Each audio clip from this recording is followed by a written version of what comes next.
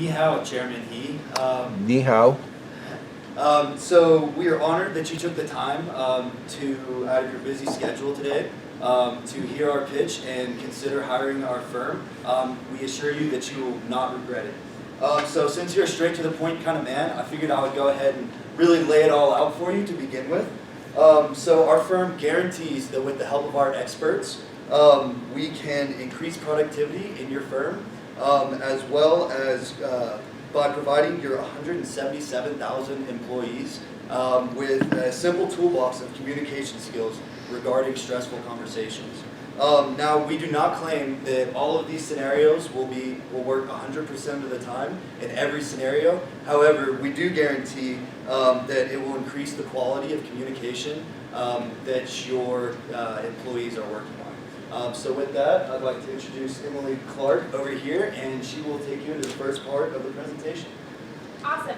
So step one for these kind of situations is prepare yourself. And so what you're going to do is you're going to identify your weaknesses in this situation, because that's what's important, to understand how you react to this so you can better manage that during the conversation. So that's step one.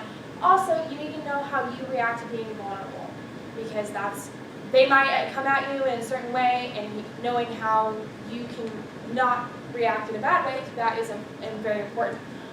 So another way you can prep is know yourself, know how you react, and you can rehearse the conversation with other people, because then that helps. They can give examples of what somebody else might say and how they might react badly, and you can prepare yourself and tone how your reaction will come off to them. So that's step one for preparing, and then you can move on to, during the conversation, there's other ways. Okay. All right. So there are three main forms of stressful conversations that we generally find ourselves in business settings. The first one is under the category, I have bad news for you. So basically this comes into play when you have to critique someone or things of that sort. It can be really stressful. The second one is what's going on here. That's when charged emotional conversation comes at you and it seems to come out of the blue. And then the you are attacking me, which is when someone comes at you highly emotionally and in an insulting type of way. So there are different ways that you can deal with these.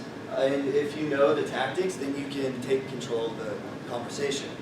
So for the I have bad news for you, in this situation, the best thing to do is to start off on a good note. Don't start with their faults, but with your own. What's going on here for this one, you should use the clarification technique. Just take a couple steps backwards and re-clarify on what you're trying to say. And then lastly, you're attacking me. Here it's important never to stoop to their level. Instead, be calm and clear, and then they will calm down in turn. Awesome. So during the conversation, the best way to do it is to honor thy partner and say, okay, I understand where you're coming from, and here's why I'm coming at you. And so one of the bad examples of how to start your conversation would be, I think you're doing everything wrong. and that is not a good way to start a conversation. That is the worst way to do it. To have a good, stressful conversation is to start off on the right foot. That is probably the most important step that you can have. So a great way to do that would be, I've been reluctant to talk to you about some difficulties that you've been having. perfect, because you want to pick your battles with what conversations you decide to have with people. So then next you're going to disarm that partner. So it starts off kind of okay, and then they feel that it's bad. So bad way? Why should I listen to you? You're not my boss. Bad. So good way to react to that would be, I can see why you took it that way. This is what I meant to say. perfect. And then last but not least is fight tactics, not people. You messed up in your presentation. It was terrible. Not a good way to start. So you want to fight how they react to that with, I don't know how to talk about what went wrong. I think your take is different than mine. perfect. So in conclusion, you want to prep yourself. You want to prep understanding how you react to things and know where you stand, but then during the conversation you want to manage it and start off on the right foot and continue to manage your reactions throughout the entire conversation, and that will help you to have a great, stressful conversation. Even though there is risk, you can mitigate it. Awesome. We'd love to field some questions now. 4 minutes and 54 seconds. Well done. I do have a question. I appreciate you helping me better understand the article that we were reading. It gave me a better sense. One of the things I was concerned about when I was reading the article, however, is it seems like a very American approach. And I can see this working in our office in New Jersey, but would we need to make changes, do you think, here in Beijing, where we're dealing with primarily an Eastern culture within which our people live? Well, of course, we would have to make some minor tweaks to it, but the generalities of it all, we can pretty much keep the same. We do have specialists that specialize in Eastern culture and can help you guys out in that way. We know that you have a ton of different far-reaching arms that go in every which direction, and we know that we can cater to each one of those. Yeah, so our strategy is more of a blueprint rather than a guideline of this is how it should be. It's kind of, you can tweak it to different types of conversations in different cultures depending on what you're talking about and who you're talking to. Okay, I'm going to throw you a bit of a curveball now, or a fastball, however you want to see it.